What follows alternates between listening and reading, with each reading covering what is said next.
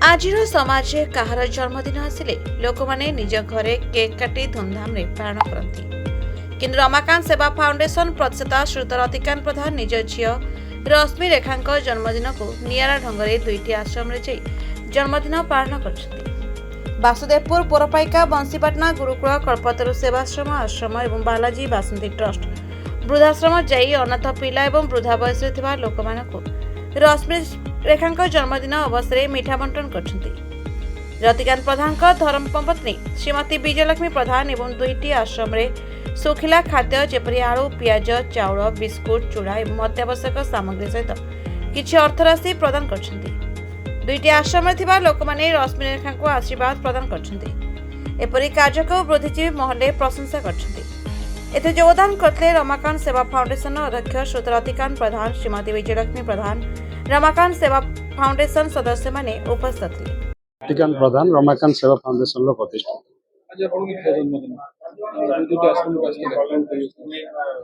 नहीं से तो मोर तो माने स्वप्न होची जे जोटी सब आश्रम अच्छी जमी मत प्रत्येक दिन समय मिलता कि मुझे जापारती कि तो संभव नुहे।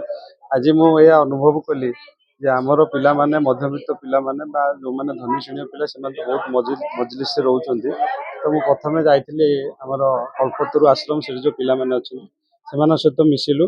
तो आमर जहाँ फाउंडेशन पिला माने आनी खावा पीवा देलु। तापर तो ये आसीचु बालाजी आश्रम को ये भी जो माँ मौसी मैंने अच्छा एम आशीर्वाद जरूरी बोली मु भावुची।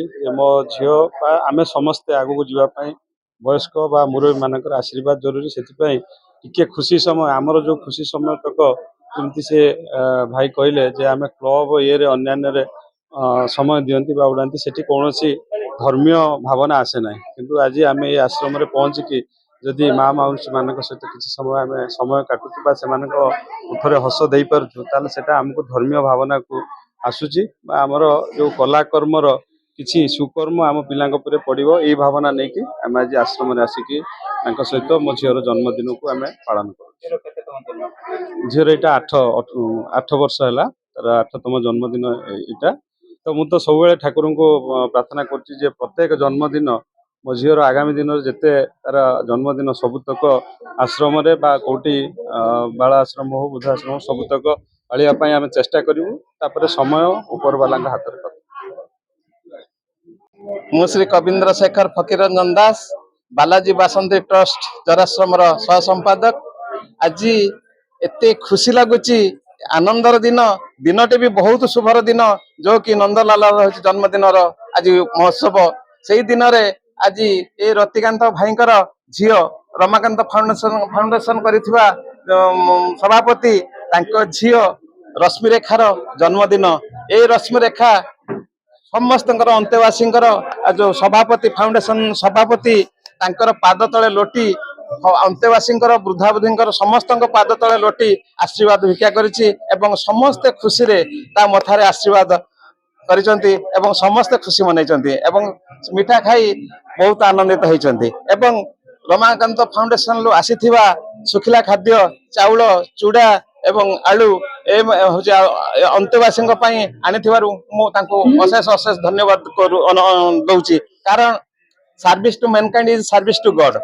मानव सेवा ही माधव सेवा। ये जो मनोवृत्ति रमाकांत भाईकर जो मनोवृत्ति जे पिला माने तांको पिलांकर एवं प्रत्येक पिला ता बापा माने टाउन ले ना क्लब रे घरे जाकजकम करुथवा स्थले तांको बापा ए आश्रम रे वृद्धाश्रम रे तांको झीर जन्मदिन पालिचंती एवं खुशी मनैचंती। एथिपई हमको बहुत खुशी लगुचे। सेथिपई रमाकांत फाउंडेशन एवं रतिकांत बाबू को आम अशेष अशेष धन्यवाद करुची एवं बालाजी बासंती ट्रस्ट तरफरु मुझे झील रश्मि रेखा को आशीर्वाद करुची से दीर्घायु हो सुखर रहू निरोगी रहू एवं उत्तरोत्तर उन्नति करू भल पाठ हो विद्या बुद्धि भगवान तांको आशीर्वाद करंतु से उत्तरोत्तर उन्नति करू।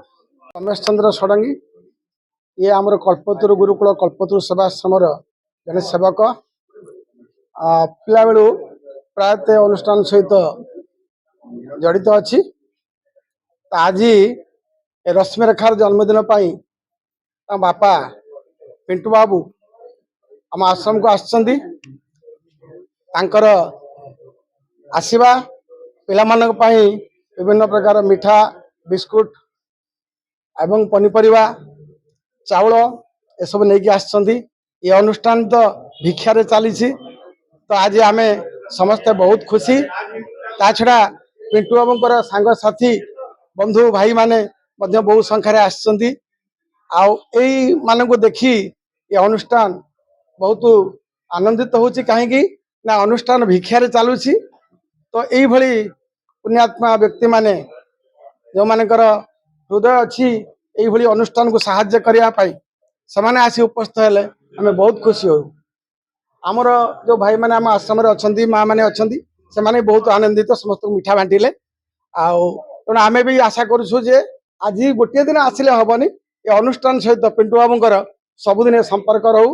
ये पिला माने जो मैंने सब आसीच तो या भितर अधिकांश पिला आसती बहुत समय अन्य मान जो मैंने आस सब अनुष्ठान टी लक्ष्य कर जो मंदिर ठाकुर विग्रह सब प्रतिष्ठा होती समस्त आशीर्वाद तुम मान पर निश्चित पड़े। भद्रकରୁ Sheikh Syed Kadir report the Republic Odisha 24 news.